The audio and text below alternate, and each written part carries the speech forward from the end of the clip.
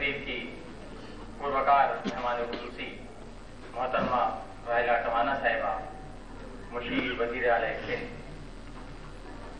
हमारी इस तकरीब के साहिब सदर मुमताज समाजी कारकुन मोहतरम जनाब जाहिद कमर Sahib, member managing committee federation of chambers and commerce industry, stage पर मौजूद प्रिंसिपल मोहतरमा मिसेस राशिदा अली साहिबा और मिसेस अहमदी शमसुद्दीन, तकरीब में तशरीफ लाए हुए नहायत ही काबिल एहतराम स्कूल के एडमिनिस्ट्रेटर, प्रिंसिपल, कॉलेज के प्रोफेसर, समाजी कारकुनान और जान से ज्यादा अजीज तुलबा व तालाबात, जैसा कि आपके ये बात इल्म है कि तंजीम फानूस ने आज की इस तकरीब को इनेकाद करके उन तुलबा व तालाबात की हौसला अफजाई की है कि जिन्होंने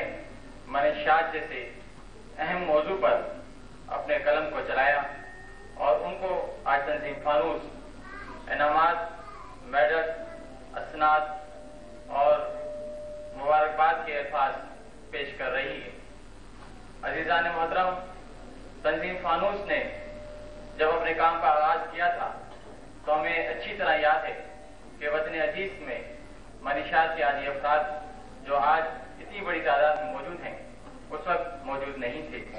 हम उस वक्त की भी हुकूमत और इंतजामिया को बावर कराते रहे अपनी तहरीर और तकरीरों से, अपनी अमली जिदोजहद से कि खुदा के लिए पाकिस्तान में बढ़ती हुई मनीशात को रोकने में आप लोग अपना अहम किरदार अदा करें।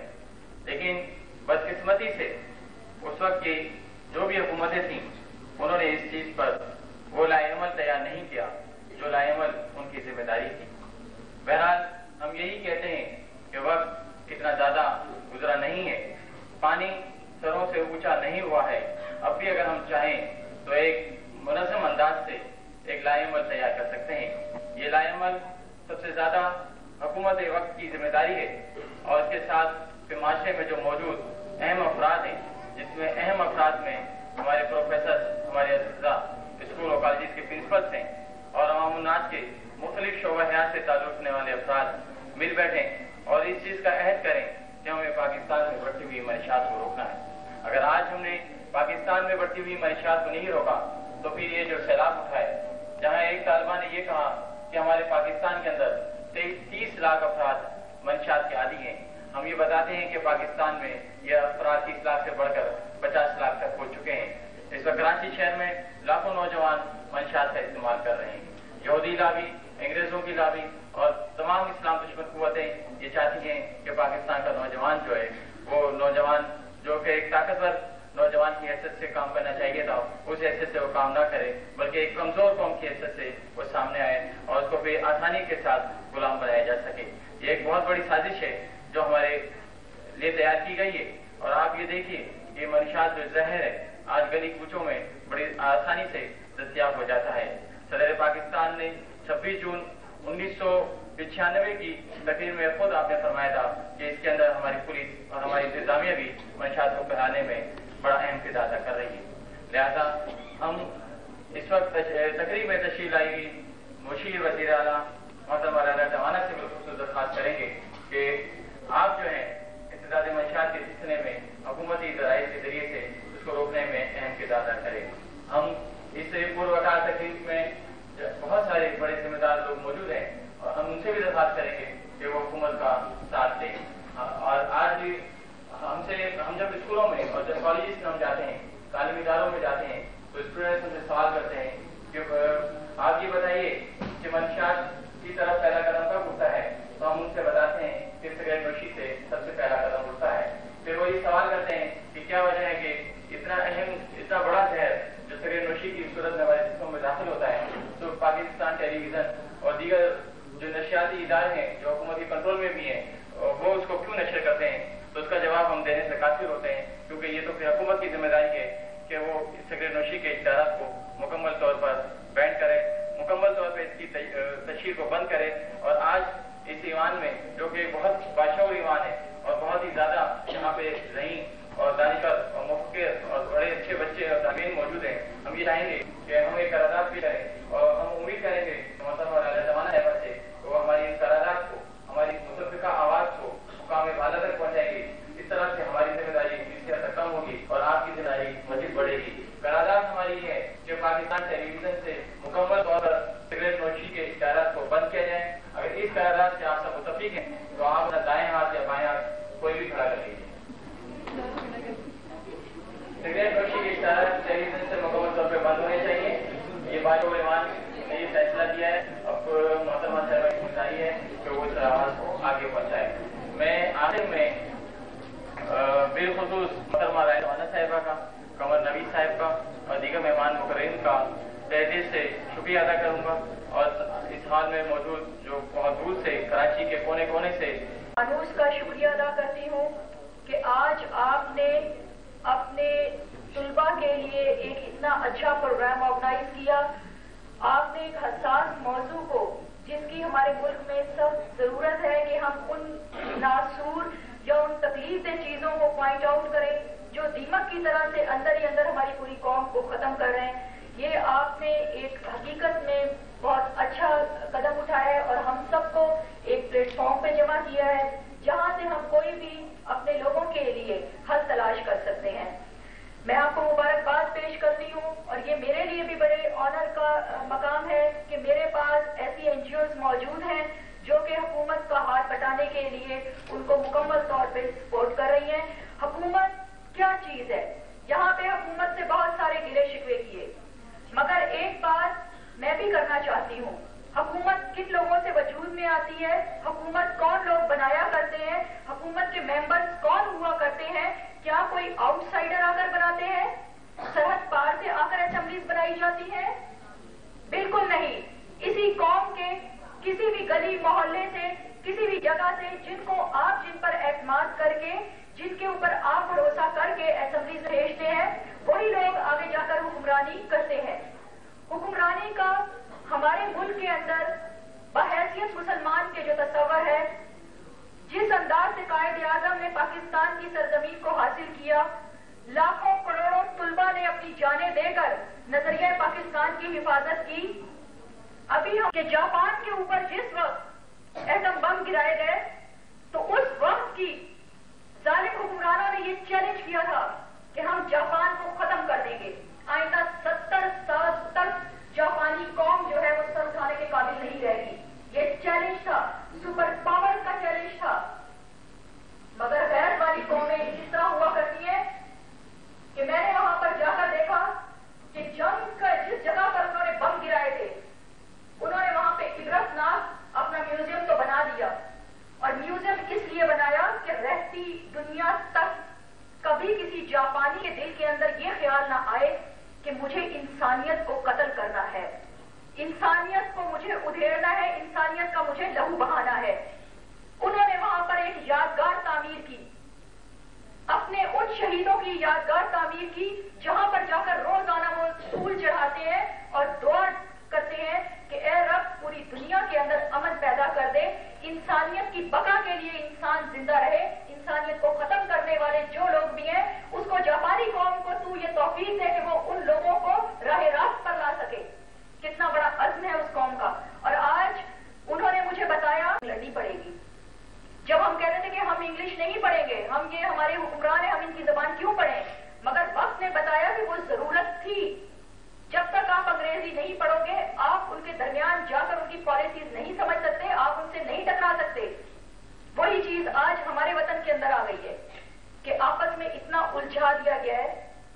یہ سازشیں ہمارے وطن کے ساتھ کی جا رہی ہیں، مسلمان قوم کے ساتھ کی جا رہی ہیں. بوسنیا کا حشر آپ کے سامنے ہے، کشمیر کا حشر آپ کے سامنے ہے، لبنان فلسطین آپ کے سامنے ہے. جو قومیں بھی چھوٹی چیز سوچا کرتی ہیں، کسی چھوٹے پوائنٹ کے اوپر تقسیم کے عمل میں آ جایا کرتی ہیں، ان کا ہمیشہ حشر ایسا ہوتا ہے. ہاں مگر کچھ قومیں ہمیں یاسر عرفات کی یاد دلاتی ہیں، قذافی کا بتاتی ہیں، یا ہمیں اور بہت سارے ایسے ہیروز کے بارے میں بتاتی ہیں جنہوں نے اپنی قوم کو بچانے کے لیے آگے بڑھے اور قوم نے ان کا ساتھ دیا. کیا ہم سمجھ سکتے ہیں کہ اس وقت انڈیا کے کے اندر ہمارے مسلمان بھائیوں کی کیا پوزیشن ہے؟ یا اللہ نہ کرے کہ کل پاکستان کے اوپر کوئی آفت آ جاتی ہے تو ہمارا کیا حشر ہوگا؟ کیا اس وقت وہ یہ ہماری شناخت کریں گے کہ اس میں سندھی، پٹھان، پنجابی، بلوچ، مہاجر کون ہے؟ نہیں، وہ فقط پاکستانی کی حیثیت سے چن کر ایک شخص کو بھی پنشٹ کریں گے، نہ بچہ چھوڑیں گے، نہ بوڑھا چھوڑیں گے، نہ کوئی۔ پھر آج اپنے حالات کیوں نہیں ہم ٹھیک کرتے؟ کبھی منشیات کے لیے دروازے کھولے جا رہے۔ میرے بھائی نے بڑی اچھی رفیع صاحب نے بات کی کہ ایک وقت ایسا تھا کہ منشیات کے لیے انہوں نے شور مچایا، بہت زیادہ شور مچایا، مگر کسی نے اس کے اوپر دھیان ہی نہیں دیا۔ کیوں دھیان دیا جاتا؟ اس لیے کہ وہ تو پری پلان پوری قوم کو تباہ کرنا تھا۔ مگر آپ دیکھیں کہ 88 کے اندر اگر گورنمنٹ گئی بے نظیر بھٹو کی تو صرف اس وجہ سے گئی کہ اس نے منشیات کے اوپر آپریشن کلین اپ شروع کیا تھا۔ ایک بہت بڑا ڈرگ مافیا کے خلاف وہ ٹکرائی تھی جا کر۔ دوستوں، ڈرگ مافیا کون ہے؟ آپ کے میرے گھر میں کسی وقت بھی کسی بھی چور دروازے سے داخل ہو سکتے ہیں۔ ان کا ایمان صرف پیسہ کمانا ہی نہیں ہے، یہ میں آپ کو بتانا چاہتی ہوں۔ ہم میں سے ہی وہ کچھ لوگ خریدا کرتے ہیں۔ آپ سب اسٹوڈنٹ ہو، ابھی بھی آپ پڑھ رہے ہوگے، سراج الدولہ کا حشر آپ دیکھ رہے ہوگے، بہادر علی شاہ ظفر جو ہے اس کا مطلب شاہ میرے منہ سے نکل گیا کیونکہ شاہ کی ہمارے سندھ میں حکومت ہے، تو بہرحال بہادر علی کا آپ کے سامنے رہا، ظفر جو ہے بہادر علی ظفر۔ تو اس طرح سے ہم دیکھ رہے ہیں کہ میر جعفر ہمارے درمیان موجود ہوتے ہیں، ہمارے ہی لوگوں کو وہ خریدتے ہیں اور ہم ہی لوگوں کے اوپر حکمرانی کیا کرتے ہیں، مگر ان کے حشر تو آپ سب کے سامنے ہے۔ اب میں سمجھتی ہوں کہ مسلمان جب پیدا ہوتا ہے تو وہ ایک سپاہی ہوتا ہے۔ ہمارے بچہ اسکول کے پاس ایک امانت ہے، اسکول کے اوپر فرض ہے کہ وہ اس کی تمام ایکٹیویٹیز کے اوپر نظر رکھے، اس کو دیکھے، اس کو واچ کرے کہ آیا اس کا اسٹوڈنٹ کیا کر رہا ہے۔ یہ آپ کے پاس قوم کی امانت ہے جو آپ کے پاس پرورش پانے کے لیے، آپ کے پاس تربیت پانے کے لیے جا رہے ہیں۔ اس کے بعد ماں باپ، ماں کی گود بچے کا پہلا پرائمری انسٹیٹیوشن ہوا کرتی ہے۔ جو مائیں بی اماں ہوا کرتی ہیں ان کی اولادیں کبھی بھٹکا نہیں کرتی۔ اگر آپ یہ سمجھتے ہیں کہ یہ فرائض ہیں تو آپ کو ان فرائض کو پورا کرنا ہوگا، کیونکہ گھر سے ہی آپ جو بچہ آپ قوم کے حوالے کریں گے اس نے ہی آگے جا کے اسمبلی سنبھالنی ہے، اسی نے ملک اور قوم کی باغ دوڑ کو سنبھالنا ہے، لہذا آج سے ہی اس کی تربیت ہونی چاہیے۔ آپ نے بہت ساری چیزوں کو پوائنٹ آؤٹ کیا،